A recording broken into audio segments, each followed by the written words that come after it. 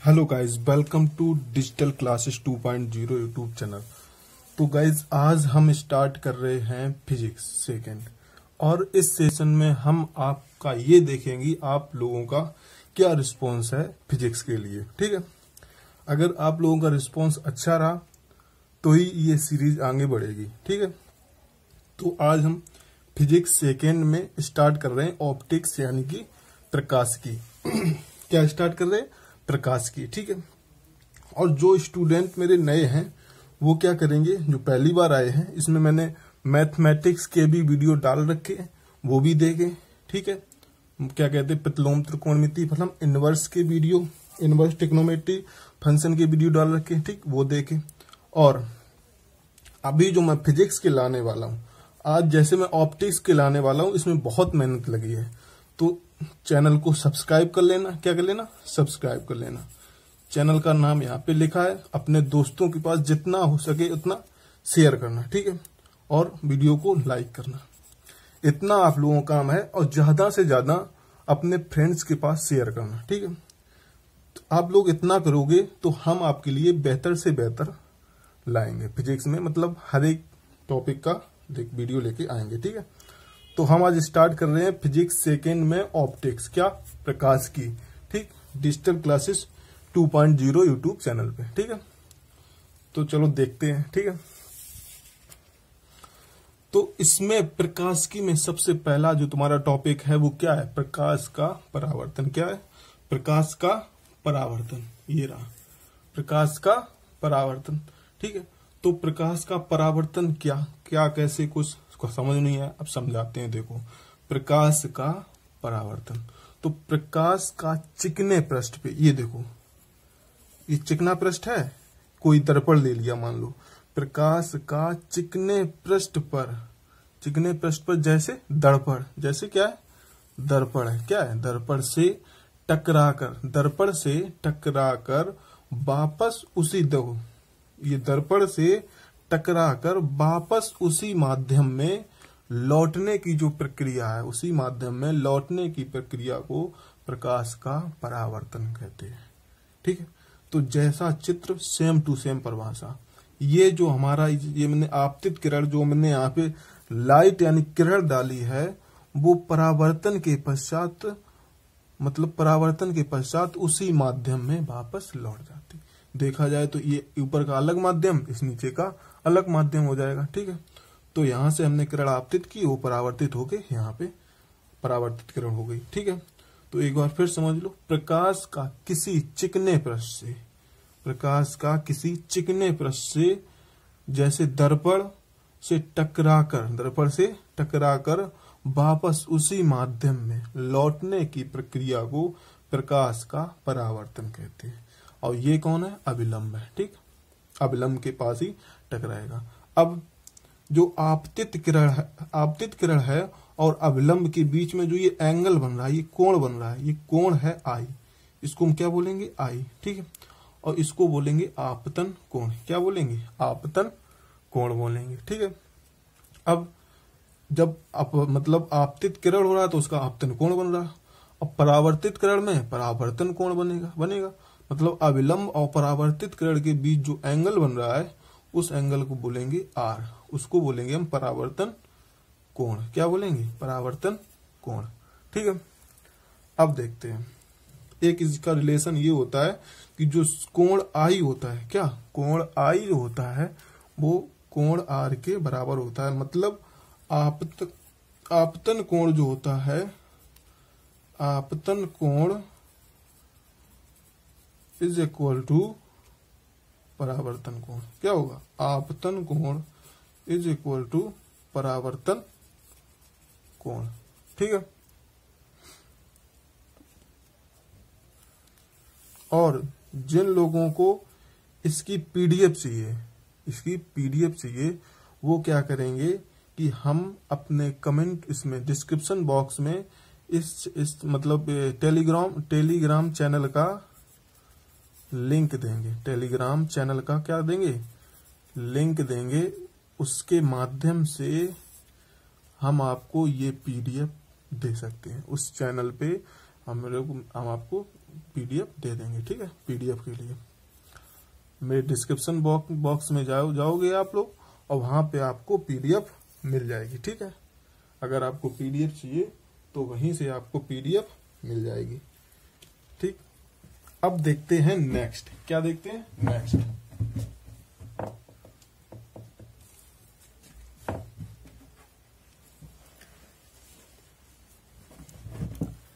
Next जो है प्रकाश के परावर्तन के नियम। क्या है नेक्स्ट? प्रकाश के परावर्तन के नियम, ठीक। प्रकाश के परावर्तन के नियम। अब देखो क्या है परावर्तन के नियम, वो भी समझ लो, ठीक है। तो सबसे एक नंबर क्या है? आपतित किरण, आपतित किरण, परावर्तित किरण। जो हमारी आपतित किरण थी, जो हमने यहां से आपतित किरण डाली थी, और जो परावर्तित किरण डाली थी यहां से यहां तक के बीच में, यहाँ पे हमने आपतित किरण की थी ऐसे, और यहाँ पे ऐसे परावर्तित किरण की थी। तो आपतित किरण, परावर्तित किरण तथा आपतन बिंदु पर अविलंब जो है, तीनों एक ही तल में होंगे। तीनों किसमें होंगे? जो मेरा अविलंब होगा, आपतित किरण हुई और परावर्तित किरण हुई, तीनों हुए जो एक ही तल में होते हैं, ठीक है। मोस्ट इंपोर्टेंट, ठीक। नंबर 2, आपतन कोण, जो हमारा आपतित किरण और परा अविलंब के बीच में जो एंगल बनता है, जो कोण बनता है, उसको हम क्या बोलते हैं? आपतन कोण। आपतन कोण और परावर्तन कोण जो अविलंब और परावर्तित किरण के बीच में बनता है, अविलंब और परावर्तित किरण के बीच में बनता है, तो उसे बोलते हैं परावर्तन कोण। सदैव एक दूसरे के बराबर होते हैं। तो आपतन कोण और परावर्तन कोण सदैव एक दूसरे के बराबर होते हैं। तो एंगल आई यानी कोण आई बराबर कोण आर, ये मैंने पिछले भी बताया था, ठीक है, पिछले टॉपिक में। यदि प्रकाश, नंबर 3 में आ जाओ, यदि प्रकाश किरण किसी सतह पर, यदि प्रकाश किरण किसी सतह पर अविलंबवत आपतित होती है, यदि प्रकाश किरण किसी सतह पर अविलंबवत मतलब अविलंब पर ही आपतित हो, डायरेक्ट, अभी मैंने ऐसे नहीं डायरेक्ट की, इस तरह से नहीं की, डायरेक्ट मतलब अविलंबवत आपतित होती है, तो परावर्तन के बाद यह अपने आपतित पथ पर वापस लौट जाती है। ये उसका आपतित पथ रहा, ये आपतित हुई, और परावर्तन के बाद इसी पथ में वो वापस लौट जाएगी, ठीक है। मोस्ट इंपोर्टेंट, ठीक। अब देखिएगा, इसमें अगर मेरा एंगल देखोगे तो यहां से ऐसे हुआ, जो एंगल है एंगल आई मतलब आपतन कोण, ठीक। आपतन कोण है कितना? 0। जब आपतन कोण 0 है तो परावर्तन कोण भी क्या होगा? 0 होगा। परावर्तन कोण क्या होगा? 0। और जब आपतन कोण परावर्तन कोण 0 है तो ये भी दोनों इक्वल होंगे, ठीक है। अब देखते हैं नेक्स्ट। अगर आपको इसमें कुछ भी समस्या हो तो कमेंट बॉक्स में जरूर कीजिएगा, और आपको कैसा लगा इस तरह से लिख के, इतना टाइम लगा लिखने में, कैसा लगा कमेंट बॉक्स में जरूर बताइएगा, ठीक है। अपनी राह जरूर दें कि कैसा लगा, कुछ और बेहतर कर सकते हैं तो वो जरूर बताएं, ठीक है। नेक्स्ट देखिएगा, प्रतिबिंब, इमेज। क्या? प्रतिबिंब। प्रतिबिंब होते हैं कितने? प्रतिबिंब 2 प्रकार के होते हैं। कितने प्रकार के होते हैं? 2 प्रकार के। नंबर 1 जो है उसको हम बोलेंगे वास्तविक प्रतिबिंब। क्या बोलेंगे? वास्तविक प्रतिबिंब। और नंबर 2 जो है उसको बोलेंगे हम आभासी प्रतिबिंब। क्या बोलेंगे? आभासी प्रतिबिंब, ठीक। तो वास्तविक प्रतिबिंब क्या होता है? देखो, किसी बिंदु स्रोत या फिर किसी बिंदु वस्तु ले लो, ठीक है। किसी बिंदु स्रोत ले लो या फिर किसी बिंदु वस्तु ले लो। किसी बिंदु स्रोत से आती किरणें, किसी बिंदु स्रोत से आती किरणें अपरावर्तन के पश्चात जिस बिंदु पर वास्तव में मिलती हैं, जिस बिंदु पर वास्तव में मिलती हैं, उसे उस बिंदु स्रोत का वास्तविक प्रतिबिंब कहते हैं। क्या कहते हैं? उसे उस बिंदु का वास्तविक प्रतिबिंब कहते हैं। जो वास्तविक प्रतिबिंब होता है वो वस्तु की अपेक्षा उल्टा बनता है। कैसा बनता है? जो वास्तविक प्रतिबिंब होता है वो वस्तु की हमेशा उल्टा बनता है, ठीक है, और पर्दे पर प्राप्त किया जा सकता है। वास्तविक प्रतिबिंब जो होगा वो पर्दे पर प्राप्त किया जा सकेगा। तो आई होप आपको ये परिभाषा क्लियर होगी। एक बार मैं फिर से रिपीट कर देता हूँ। किसी बिंदु स्रोत से आती किरणें परावर्तन के पश्चात जिस बिंदु पर वास्तव में मिलती हैं, उसे उस बिंदु स्रोत का वास्तविक प्रतिबिंब कहते हैं। ठीक, वास्तविक प्रतिबिंब वस्तु की अपेक्षा हमेशा उल्टा बनता है। कैसा बनता है? उल्टा बनता है और पर्दे पर प्राप्त किया जा सकता है। ठीक है। नंबर दो है हमारा क्या? आभासी प्रतिबिंब। क्या है? आभासी प्रतिबिंब। अब आभासी प्रतिबिंब मतलब समझते हो? वास्तविक प्रतिबिंब, कोई हमने रेज को डाला, ठीक, वो रेज वास्तव में किसी बिंदु पर कट करे एक दूसरे को, ठीक, किसी बिंदु पर एक दूसरे को कट करे, ठीक, तो वो वास्तविकता में है। और डॉट डॉट करके आपने किताब में देखा होगा, डॉट डॉट करके मतलब जाए वहां पे उसको केंद्रित करे जाके, कट करे जाके, तो हो जाएगी आभासी। आगे हम आपको बताएंगे। ठीक है। अभी आप परिभाषा देखो। आभासी प्रतिबिंब का होगा किसी बिंदु स्रोत से आती किरणें, किसी बिंदु स्रोत से या किसी बिंदु वस्तु से, किसी बिंदु वस्तु से या बिंदु स्रोत से आती किरणें परावर्तन के पश्चात, किसके पश्चात?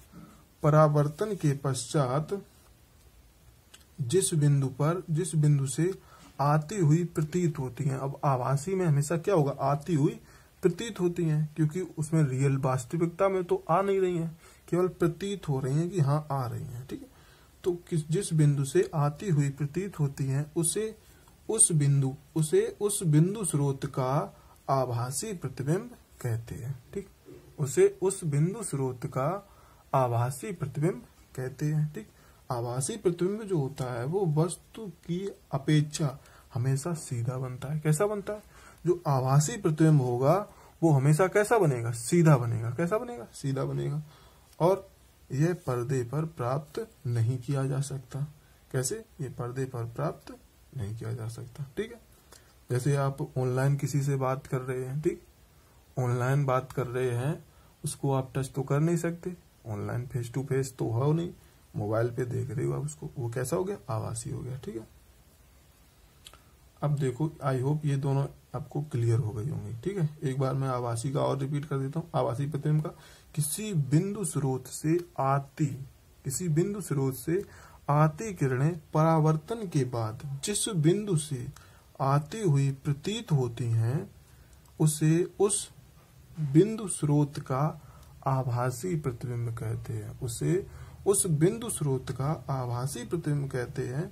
आभासी प्रतिबिंब वस्तु की अपेक्षा हमेशा सीधा बनता है और यह पर्दे पर प्राप्त नहीं किया जा सकता। ठीक। अब चलो नेक्स्ट में देखते हैं। नेक्स्ट है आपका गोली दर्पण। क्या है? गोली दर्पण। आपका इसमें बीच में कुछ सिलेबस में नहीं है, जो हट गया है, समतल दर्पण वगैरह, वो मैंने अभी नहीं लिया है। अगर आप लोग चाहें तो हम दे सकते हैं। ठीक, कमेंट में कीजिएगा। मैंने देखा है वो हटा है थोड़ा। ठीक है, सिलेबस में था नहीं तुम्हारे। तो देखते हैं गोली दर्पण। तो गोली दर्पण क्या होता है? अभी तक हमने क्या पढ़ा? केवल परिभाषा पढ़ी उसकी। ठीक है, प्रतिबिंब पढ़ लिया, प्रतिबिंब कैसे बनता। अब पढ़ो गोली दर्पण। तो गोली दर्पण कांच के खोखले गोले का काटा गया भाग होता है जिसके एक तल पर पारे की कलई तथा लाल ऑक्साइड का पेंट होता है। एक साइड क्या? या फिर पारे की कलई तथा लाल ऑक्साइड का पेंट होता है। दूसरा तल कैसा होता है? परावर्तक होता है। ठीक, दूसरा तल कैसा होता है? परावर्तक होता है। अब देखिएगा, ये मेरा पूरा है गोली दर्पण। अगर मानो तो ये वैसे गोला लग तो नहीं रहा है, लेकिन हम मान सकते हैं ये गोला है। ठीक, इससे मैंने इतने पार्ट को हटा लिया। ठीक, अब हम इसको बोलेंगे क्या? गोली दर्पण। ठीक, इस गोले से इतना पार्ट हमने काट लिया। ठीक, और इस वाले पार्ट में हमने क्या? कलई कर दी। ठीक, तो ये तो बाद में पता चलेगा, लेकिन ये आप समझ लो, अगर इस गोले से इतना बड़ा पार्ट हम काट लें तो इसे ही हम गोली दर्पण बोलेंगे। ठीक है, गोली दर्पण। ठीक है।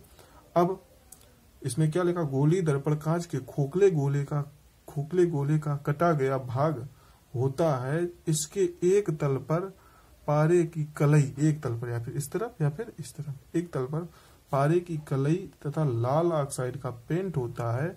दूसरा तल परावर्तक तल होता है। ये कौन सा तल है? ये परावर्तक तल है। ठीक, गोली दर्पण जो होता है वो दो प्रकार के होते हैं। कितने प्रकार के होते हैं? दो प्रकार के। एक होता है अवतल दर्पण, दूसरा होता है उत्तल दर्पण। ठीक, जो अवतल दर्पण होता है, अवतल दर्पण क्या परिभाषा, वह दर्पण जिसमें परावर्तन दबे हुए तल से होता है। परावर्तन जो है वो दबे हुए तल, ये है दबा हुआ तल। ठीक, ये जो परावर्तक तल है, ठीक है, तो वह दर्पण जिसमें परावर्तन दबे हुए तल से होता है, अर्थात गोले का भीतरी तल परावर्तक तल होता है। मतलब जो गोले का जो भीतरी तल होता है वो कैसा होता है, परावर्तक तल। यही जो हमारी अवतल दर्पण की परिभाषा है। ठीक, अब ये आप चित्र समझ लो, ये जो है दर्पण है, ठीक है, हमने अवतल दर्पण लिया, इसके बाहर तरफ हमने कलई कर दिया, यानी कि लाल ऑक्साइड, पारे की कलई लाल ऑक्साइड से पेंट कर दिया। ठीक है, अब जो दर्पण का मध्य बिंदु होता है उसे हम पी बोलेंगे, यानी कि ध्रुव बोलेंगे। ठीक है, और ये हमारा परावर्तक तल हो गया, इस कलई वाला तल हो गया, और ये लाइन हो गई जो मुख्य अक्ष लाइन हो गई। कौन सी लाइन हो गई, मुख्य अक्ष लाइन। ठीक है, अब नेक्स्ट आएंगे। ठीक है, अब ये क्या अवतल दर्पण हो गया। अब पढ़ेंगे हम उत्तल दर्पण। क्या पढ़ेंगे, उत्तल दर्पण। देखिएगा उत्तल दर्पण में क्या है, उत्तल दर्पण, उत्तल दर्पण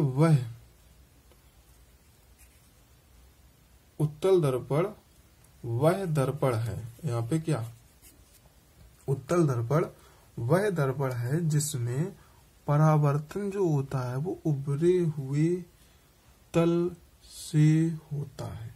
समझ रही हो आप, जो परावर्तक तल होगा ये पार्ट होगा। ठीक है, जो परावर्तक तल होगा वो उभरा हुआ तल होगा। ठीक, तो उत्तल दर्पण वह दर्पण है जिसमें परावर्तन उभरे हुए तल से होता है, अर्थात गोले का बाहरी तल परावर्तक होता है। गोले का जो बाहरी तल होता है वो कैसा होगा, परावर्तक होगा, उसे ही हम उत्तल दर्पण बोलेंगे। ठीक है, और ये मुख्य अक्ष की लाइन है, ये आपको पता ही है। अब वक्रता केंद्र इसको हम बाद में बताएंगे, अभी आपको इतने ही जान लेना है कि ये परावर्तक तल है मेरा, और ऐसा हमारा उत्तल दर्पण बनता है। इधर से अगर ऐसा बनाते हैं तो अवतल दर्पण हो गया। ठीक है, और ये कलई किया हुआ तल है और ये परावर्तक तल है। ठीक, आई होप इतना आपको समझ में आया होगा।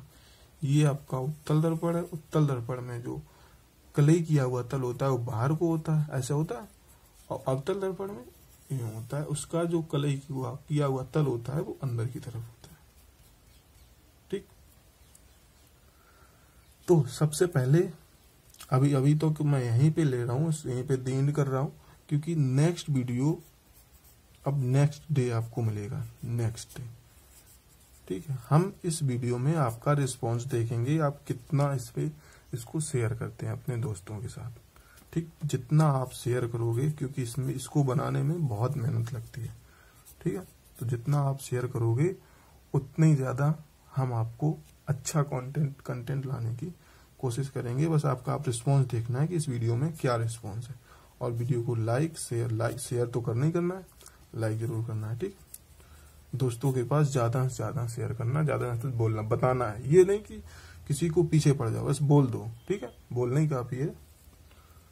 अब मिलते हैं नेक्स्ट वीडियो में। इसके आगे का पार्ट जो है वो नेक्स्ट वीडियो में, मतलब इसके परिभाषा होगी, गोली दर्पण के संबंधित जो परिभाषाएं होगी वो होगी। ठीक है, तो मिलते हैं नेक्स्ट वीडियो में। Till then take care, bye bye.